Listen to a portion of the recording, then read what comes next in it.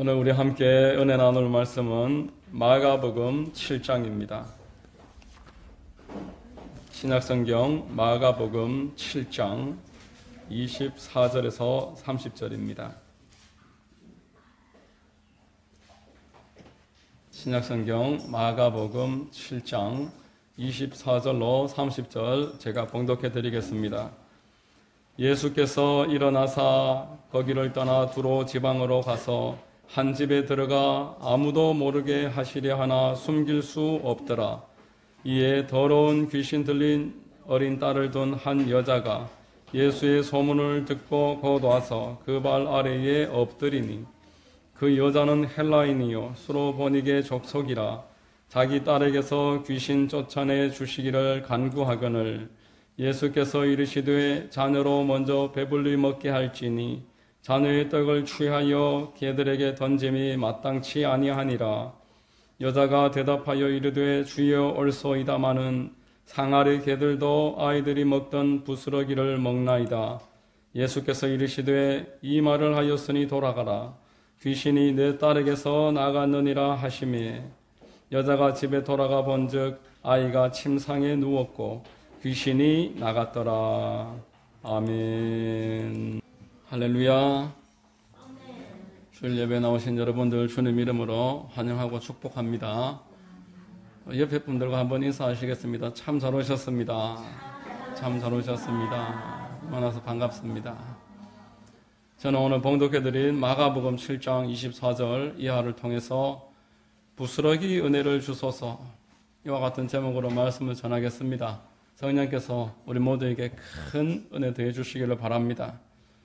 여러분, 우리 누구나 하나님을 처음 만났을 때의 감격을 기억하실 것입니다. 하루 중 틈날 때마다 하늘을 바라보고 또 마음에 하나님으로부터 위로를 경험하는 그러한 하루의 일상들이 저만의 고백은 아닐 것입니다. 우리 가운데는 처음 예수님을 만났을 때에 집 앞의 꽃들도 반갑고 나에게 인사하는 것 같고 또 하늘의 새들에게도 말을 걸 정도로 하나님의 이 창조에 관해서 깨닫고 기뻐하던 분들도 있으실 것입니다. 하나님 어떻게 저렇게 아름답게 만드셨습니까? 어떻게 색깔이 저렇게 곱고 향기롭고 빛이 납니까? 하나님 앞에 그러한 감격으로 대화 나누셨던 경험도 있으실 줄로 압니다. 여러분 지금도 그러십니까? 처음에 하나님에 대한 그 큰 감격 여러분 지금도 가지고 계십니까? 제가 가까이 존경하는 선배 목사님이 4주 전에 췌장암 초기 발견을 하셔서 서울중앙대병원에서 검사를 받으시고 수술을 하셨습니다. 경과가 좋아서 지난주에는 이제 내려오셔서 교회에서 성도들과 함께 예배를 드리고 말씀도 전하고 성도들과 이렇게 얼굴을 다시 볼 수 있었다면서 얼마나 그 기쁨이 있고 감격이 있고 감사한지 예배 마치고 한 주 내도록 나의 주 나의 하나님이여 내가 주를 경배합니다. 이 찬양이 끊이지 않더라는 것입니다. 제가 그 말씀을 들으면서 함께 감사하고 기뻐했지만 또 동시에 이런 생각이 들었습니다. 30년 이상 목회를 하신 분이고 오늘 예배 처음 드리는 게 아닌데 예배에 대한 감격과 성도들에 대한 사랑하는 마음이 왜 그전에는 지금처럼 그렇게까지 애틋하지 못했을까? 왜 우리는 평상시에는 하나님 허락하신 은혜에 대해서 기뻐하지 못할까? 감사하지 못할까? 음식을 먹지 못해서 코에 호스를 꼽고 죽을 호스로서 주입을 하고 기저귀를 차고 병상에 누워있는 성도를 찾아가서 신방을 하고 기도를 해드리고 돌아오면서 내가 내 입으로 음식을 먹을 수 있고 내 발로 화장실이라도 다닐 수 있는 것 이것이 참 귀하고 감사한 일이구나 하는 생각을 이번 주에 저도 하는 일이 있었습니다. 왜 나는 이것에 대해서 평상시에 감사하지 못했을까? 일상에 대해서 당연하게 여겼을까? 이런 생각을 했다라는 것입니다. 여러분 오늘 본문에 나오는 수로보니게 여인의 이야기 여러분 많이 들어보셨을 것입니다. 신약 성경에 나오는 예수님이 칭찬하신 믿음을 가진 소수 중에 한 사람입니다. 처음에는 하나님이 그에 대해서 환영하신 것이 아니었습니다. 그는 마음에 큰 짐을 가지고 주님 앞에 나왔지만 주님은 그를 외면하셨습니다. 오늘 본문 27절에 예수께서 이르시되 자녀로 먼저 배불리 먹게 할지니 자녀의 떡을 취하여 개들에게 던짐이 마땅치 아니하니라 라고 말합니다. 예수님이 이 여인을 외면하셨습니다. 마태복음 15장 말씀을 보면은 이보다 더 많은 시간 동안 주님 앞에 나와서 간청하고 주님께 마음을 드리는데 주님은 그를 더 냉정하게 대하십니다. 하도 주님이 냉정하게 대하시고 반응하시지 않으니까 제자들이 주님께 저희 여인의 기도를 좀 들어주시는 게 어떻겠습니까? 청할 정도의 그러한 주님의 냉담한 모습입니다. 마태복음 15장 24절에 예수께서 대답하여 이르시되 나는 이스라엘 집에 잃어버린 양 외에는 다른 데로 보내심을 받지 아니하였노라. 단호하게도 주님은 거절하셨습니다. 그러나 여러분 끝까지 그 낮은 마음을 지키고 있었던 이 수로보니게 여인은 우리 주님으로부터 가장 큰 선물을 받게 됩니다.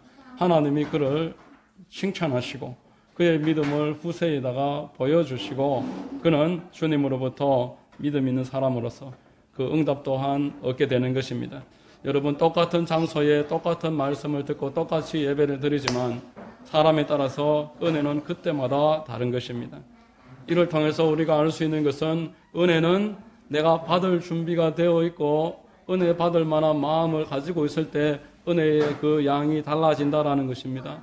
매주 드리는 그 예배, 작년에도 드렸던 그 부활절, 그러한 생각을 가지고서는 우리가 하나님으로부터 어떤 감동도 어떤 위로도 얻기가 어렵습니다. 그러나 우리 주님 나를 위해서 부활하셨구나. 예수 죽음이 나의 죽음이요.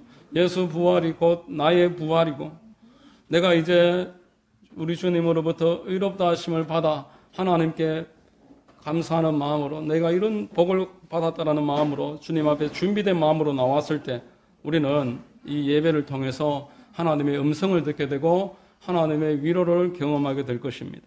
만일 내가 암이 걸렸다라면 그래서 회복하지 못하고 병상에 누워 있다라면 이 예배를 내가 어떻게 드리겠습니까?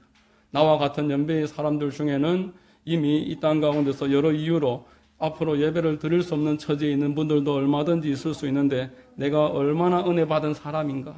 이러한 자각이 저와 여러분에게 반드시 필요하다라는 것입니다. 이 은혜를 누릴 수 있는 마음, 하나님에 대한 감격하고 감사하는 마음, 내가 지금 하나님께 얼마나 은혜를 받았는지 스스로 찾고자 하는 태도야말로 여러분들이 앞으로도 하나님의 은혜로 살아갈 수 있는 첫 번째 조건입니다. 스스로 한번 생각해 보십시오. 여러분 오늘 이 자리에 나와 계시는 것이 행복하시고 감사하십니까? 여러분들이 하나님 앞에 나와서 찬양할 수 있고 내가 지금 하나님 앞에 기도하면서 그래도 살아갈 수 있다는 것이 얼마나 큰 은혜인가. 본문을 통해서 이 은혜를 더 풍성하게 만들 수 있는 방법을 제가 몇 가지 말씀드리겠습니다. 첫째는 하나님께서는 하나님을 존중하는 자를 더 귀하게 여기십니다. 여러분 하나님이 주신 것을 작게 만들고 하나님이 주시지 않은 것을 계속 주목하는 마음, 그것이 은혜를 잃게 만듭니다. 우리 첫사람 아담은 가장 큰 은혜와 복을 받았던 사람입니다. 전혀 자격도 없이 마지막 날 하나님이 다 만들어 놓으신 에덴 동산을 그에게 그대로 맡겨주셨습니다. 하나님이 사람을 향해서 가진 마음을 아담을 통해서 알 수 있는 것입니다. 복인 것입니다. 잘 살아라. 이 다 너를 위해서 만들었다. 나는 너가 행복하기를 바란다. 이것을 누리고 건강하게 서로 화목하게 잘 살아라. 여러분 지금 우리가 누리고 있는 모든 것들은 하나님께로부터 온 것인 줄로 믿으시기를 바랍니다. 아담과 동일하게 하나님은 여러분들에게 복을 주시고자 하는 마음을 가지고 계십니다. 여러분들이 지금 누리고 계신 모든 건강과 경제적인 것들, 물질과 시간과 지금 예배 자리에 자발적으로 나올 수 있는 믿음까지도 하나님께서 값없이 주신 선물입니다. 야고보서 1장 17절에 온갖 좋은 은사와 온전한 선물이 다 위로부터 빛들의 아버지께로부터 내려오나니 그는 변함도 없으시고 회전하는 그림자도 없으시니라 이렇게 말씀을 하셨습니다. 여러분, 우리를 긍휼히 여기시는 우리 하나님이 이 모든 것 주셨습니다. 또 여러분들에게 혹여라도 결핍한 것이 있다라면 하나님이 먼저 아십니다. 그 결핍을 채우시기를 즐겨하시는 분이십니다. 아담이 그 에덴 동산에서 홀로 독처하는 모습이 주님 보실 때에 좋지 않았습니다. 그래서 갈빗대를 뽑아서 여자를 만드시고 함께 한 몸이 되어 행복하게 가정을 이루고 세상 가운데서 복되게 살아라. 우리 주님의 그 마음을 알 수 있는 것입니다. 빌립보서 4장 6절로 7절에 아무것도 염려하지 말고 다만 모든 일에 기도와 간구로 너희 구할 것을 감사함으로 하나님께 아뢰라. 그리하면 모든 지각에 뛰어난 하나님의 평강이 그리스도 예수 안에서 너희 마음과 생각을 지키시리라. 아무것도 염려하지 않아도 하나님께 나아가는 자는 하나님이 지키십니다. 하나님이 상을 예비해 놓으셨습니다. 여러분들에 대해서 다 알고 계시는 것입니다. 마태복음 6장 32절 이하에 너희 하늘 아버지께서 이 모든 것을 너희에게 있어야 할 줄 아시느니라. 그런즉 너희는 먼저 그의 나라와 그의 의를 구하라. 그리하면 이 모든 것을 너희에게 더하시리라. 그러므로 내일 일을 위하여 염려하지 말라. 내일 일은 내일이 염려할 것이요 한날의 괴로움은 그날로 족하니라. 여러분, 주님 앞에 나오는 마음 결코 주님 외면하시지 않고 모르시지 않습니다. 다만 문제는 우리 마음입니다. 이 수로보니게 여인과 같은 마음을 가지고 있느냐라는 것입니다. 당장 주께서 응답 안 하신다고 해서 포기해버리시는 그런 마음은 없으십니까? 내가 교회에 와서 어떤 마음에 부담감을 느꼈다. 또는 사람들로 내 원하는 모습을 보지 못했다. 그러한 모욕적인 일이 생겼다라고 하면서 원망하거나 교회를 더 멀리하고 계시지는 않으신지 생각해 봐야 될 것입니다. 나는 세상의 그 어떤 것보다 하나님에게서부터 오는 그 은혜를 구합니다. 이 세상의 떡덩이보다 하나님의 그 부스러기를 나는 원합니다. 여러분, 이것이야말로 하나님께서 보시기를 원하시는 하나님 존중하는 모습입니다. 이 세상의 것이 아무리 커도 나는 하나님의 것이 더 좋습니다 하는 그런 마음 주님이 원하십니다. 마태복음 창세기 14장에 아브라함이 그 4개국 연합군과 싸워서 승리하고 전리품을 찾아올 때 소돔 왕이 마중을 나왔을 때에 내가 하나님 외에 다른 이유로 축복받았다는 소리 듣기 원치 않는다. 다 가지고 가라. 나는 하나님 외에 다른 복을 필요하지 않는다. 그 모습이 우리 주님 보시기에 얼마나 이뻤던지 창세기 15장에 우리 주님이 아브라함을 찾아와서 너에게 내가 자식을 주리라 약속하십니다. 여러분, 주님에 대해서 어떤 태도를 가지고 계십니까? 이 세상과 우리 주님, 이 하루에 관해서 이 주일 하루가 하나님 앞에 얼마나 귀한지 자각하고 계십니까? 시편 84편 10절에 주의 궁정에서의 한 날이 다른 곳에서의 첫날보다 나은즉 악인의 장막에 사는 것보다 내 하나님의 성전 문지기로 있는 것이 좋사오니 라고 말씀을 했습니다. 주님께 속한 것을 대하는 그 태도가 하나님을 존중하는 방법인 것입니다. 주의 날과 하나님의 몸인 예수 그리스도께서 머리이시고 그 몸인 이 교회를 여러분들이 어떤 마음으로 바라보고 계시는지 이것이 주님을 존중하는 방법입니다. 여러분, 주님을 사랑하는 사람은 주님의 것을 귀하게 여깁니다. 주의 전을 사모하는 것입니다. 하나님의 교회를 사랑하고 가꾸고 섬깁니다. 하나님을 우리가 사랑할 때 1차적으로 섬겨야 할 곳은 주의 몸인 교회입니다. 요한복음 21장에 예수님이 베드로에게 네가 나를 사랑하느냐? 그러하다고 대답할 때 내 양을 먹이라. 내 양을 치라. 내 양을 돌보라. 하나님을 사랑하면은 하나님의 양떼에게 관심을 가져라 말씀을 하셨습니다. 하나님의 교회를 자기 그저 다니는 곳이 아니라 한 몸으로 서로가 서로를 돌보고 주신 달란트를 가지고 섬깁니다. 한 사람 한 사람, 어린 아이들 한 명 한 명 귀하게 생각하고 따뜻하게 돌보고 그를 위해서 기도하고 그러한 모습이 주를 존중하는 것입니다. 여러분, 이러한 마음을 가지는 것, 거기에서부터 주님이 기뻐하시고 주의 존중으로 받으시고 큰 은혜를 허락하시는 줄로 믿으시기를 바랍니다. 그러나 두 번째로 마귀는 이 하나님의 은혜를 가볍게 여기도록 유혹합니다. 하나님이 주신 것보다 없는 것을 주목하도록 만드는 것이 마귀의 방법입니다. 창세기 3장 1절에 하나님이 참으로 너희에게 동산 모든 나무의 열매를 먹지 말라 하시더냐. 전혀 그렇지 않습니다. 다 주셨습니다. 그리고 선악을 알게 하는 나무 그 하나 먹지 말라 하셨습니다. 그것은 사람에 대한 배려이고 사랑입니다.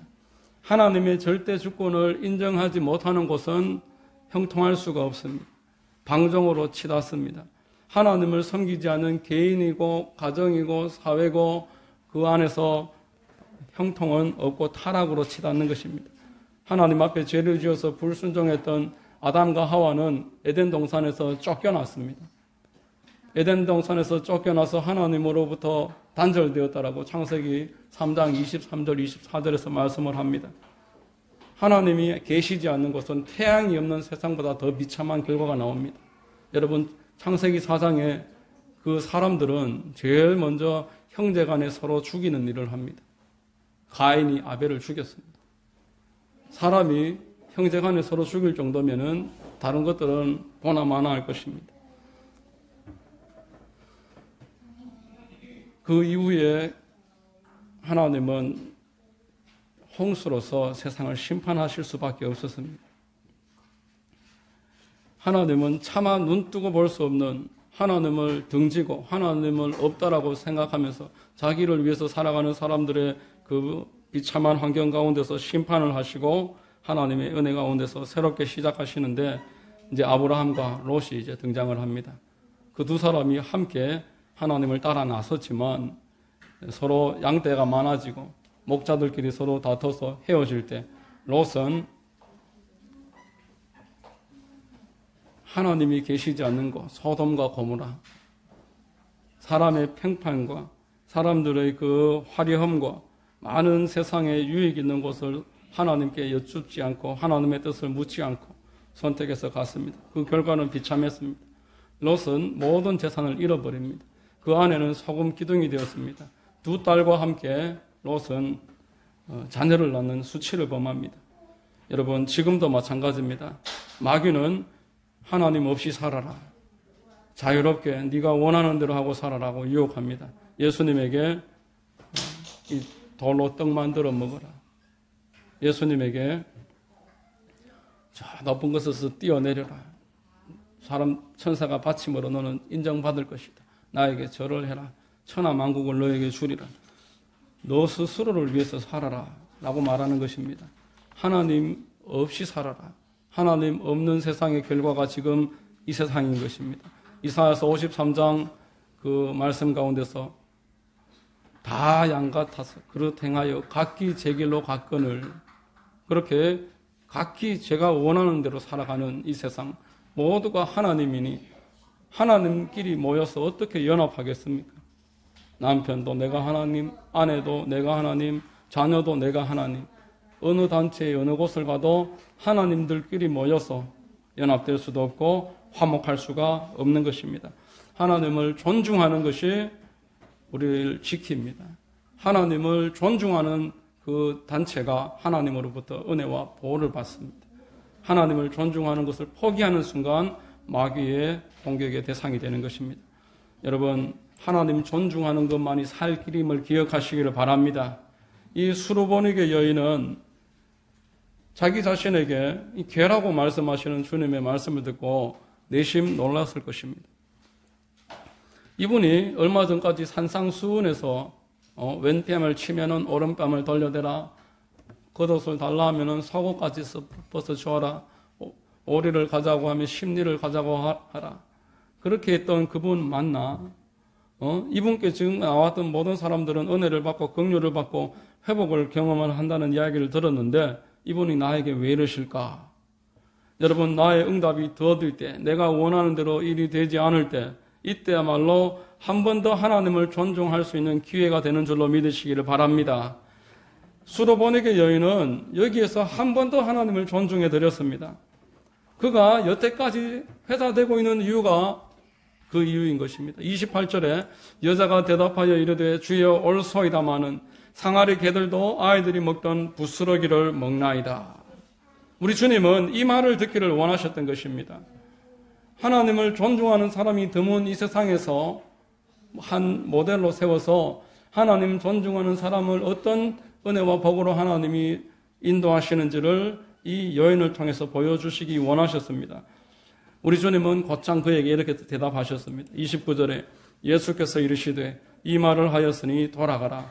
귀신이 내 딸에게서 나갔느니라 말씀하는 것입니다. 여러분, 주님은 지금도 당신을 존중하는 자들을 찾고 계십니다. 하나님께 나오는 사람들은 많습니다. 그러나 우리 주님을 진심으로 존중하는 사람은 드뭅니다. 많은 사람들이 하나님을 대단히 가볍게 생각합니다. 언제나 용서하시니까 다음에 하면 되지라고 생각하면서 주님을 가볍게 여깁니다. 갈라디아서 6장 7절은 하나님은 그러한 가볍게 여김을 받지 아니하신다고 말씀하십니다. 스스로 속이지 말라. 하나님은 업신여김을 받지 아니하시나니 사람이 무엇으로 심든지 그대로 거두리라 이렇게 말씀을 하셨습니다. 내가 언제 하나님을 존중하지 않았습니까? 일상 가운데 여러분들은 지금 자신도 모르는 사이에 하나님을 존중하지 않고 살아갑니다. 로마서 1장 21절에 하나님을 알되 하나님을 영화롭게도 아니하고 감사하지도 아니하고 오히려 그 생각이 허망하여지며 미련한 마음이 어두워졌나니라고 말했습니다. 여기에 영화롭게라는 헬라어는 존중한다라는 뜻이고, 이 존중한다라는 단어를 우리가 더 찾아보면은 우리 주님을 가치 있게 여긴다 그런 뜻입니다. 하나님을 알되 하나님을 가치 있게 여기는 사람이 드물다라고 말씀하십니다. 하나님은 하나님이 세상을 이처럼 사랑하사 독생자를 주셨으니 라고 우리에게 말씀을 하셨습니다.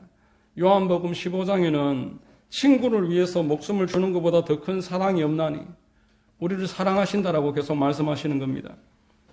그러나 여러분, 세상 사람들은 여러분들에게 뭐라고 말합니까? 여러분들이 존귀하다, 사랑받을 만하다, 너희들은 의롭다. 세상은 그렇게 이야기하지 않습니다. 세상은 주님이 말씀하시는 거에 반대의 말을 하고 있습니다. 여러분들은 누구의 말에 귀를 기울이고 계십니까? 하나님의 음성에 귀를 기울이고 나는 사랑받는 사람이고 나는 존귀한 자다라고 생각하십니까? 아니면은 세상이 평가하는 그 평가에 귀를 기울이고 그 말을 듣고 우울해하고 낙심해하고 좌절해야 하십니까? 너는 가난하니까 무가치하다. 너는 어떤 대학을 나오지 못했으니까, 삼류대학을 나왔으니까 너는 별 볼 일 없는 존재다. 너는 건강이 없으니까, 너는 돈이 없으니까, 너는 이것도 이러하고 저것도 저러하니까 상대적으로 너는 아무것도 아니야 라고 세상이 말할 때 여러분들이 그 말에 귀를 기울이신다라면 하나님을 존중히 여기지 않는 것이 됩니다. 하나님은 나는 너를 사랑한다. 너는 나의 눈동자와 같이 나는 너를 지키고 너를 범하는 것은 내 눈동자를 범하는 것이다. 내 눈을 찌르는 것이다. 이렇게 말씀을 하시는데 우리는 세상이 평가하는 그 평가에 마음을 기울이고 있다라면 우리는 결코 하나님을 존중히 여기는 생활을 하지 못하고 있는 것입니다. 여러분, 예수 그리스도께서는 그런 세상의 잘못된 진리 앞에 단호하게 말씀으로 대적하셨습니다. 여러분들을 사랑을 의심하게 만드는 세상의 음성 앞에서 하나님의 말씀으로 단호하게 대적하시기 바랍니다. 로마서 5장 6절로 8절에 이렇게 말씀했습니다. 우리가 아직 연약할 때에 기약대로 그리스도께서 경건하지 않은 자를 위하여 죽으셨도다. 믿지도 않는 나를 위해서 죽으셨도다. 의인을 위하여 죽는 자가 쉽지 않고 선인을 위하여 용감히 죽는 자가 혹 있거니와 우리가 아직 죄인 되었을 때에 그리스도께서 우리를 위하여 죽으심으로 하나님께서 우리에 대한 자기의 사랑을 확증하셨느니라. 하나님이 우리에 대한 자기의 사랑을 확증하셨다라고 말씀을 하셨습니다. 그리고 우리는 이제 의로운 존재입니다. 로마서 4장 25절에 예수는 우리가 범죄한 것 때문에 내줌이 되고 또한 우리를 의롭다 하시기 위하여 살아나셨느니라. 할렐루야. 여러분, 예수님은 부활하셨습니다. 그 부활로 말미암아 여러분들은 이제 의로운 존재가 된 것입니다. 예수 그리스도의 십자가는 하나님의 사랑을 확증하는 사건입니다. 그리고 예수 그리스도의 부활은 그 사건을 하나님께서 승인하셨다라는 충분한 증거가 되고 있습니다. 여러분, 우리는 이제 하나님으로부터 의롭다고 인정을 받았습니다.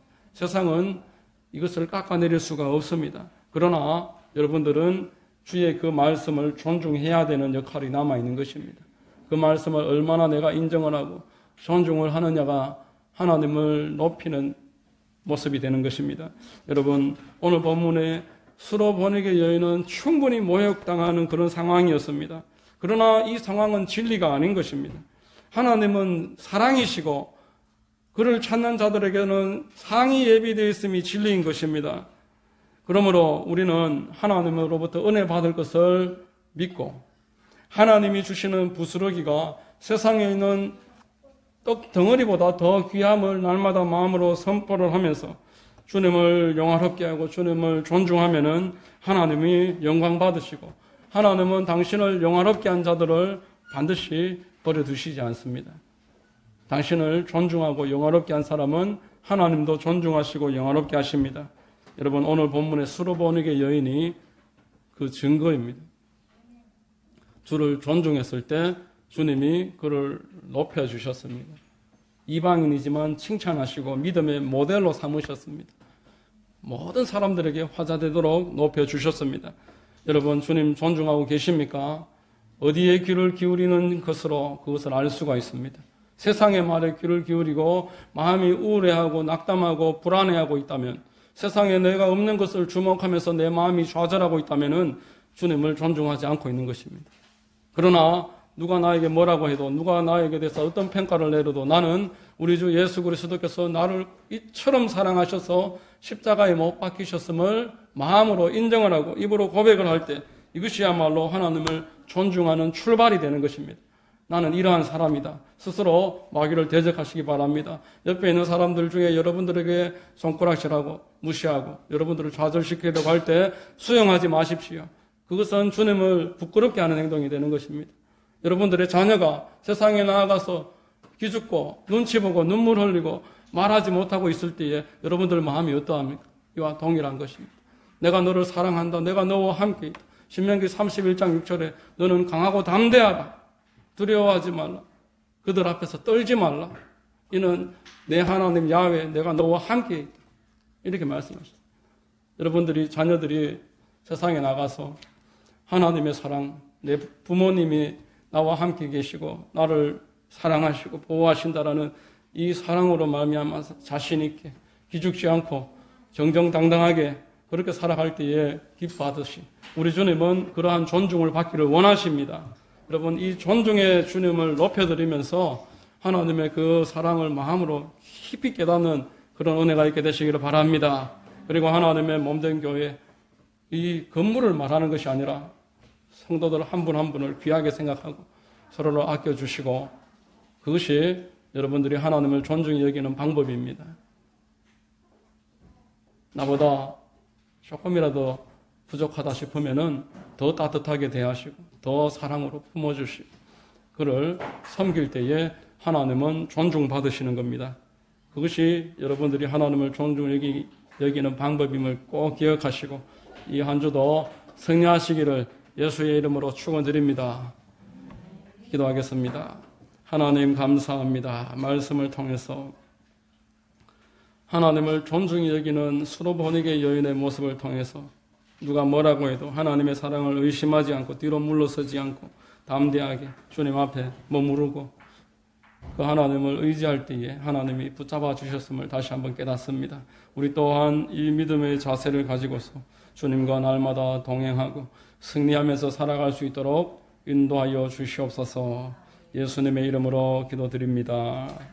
아멘.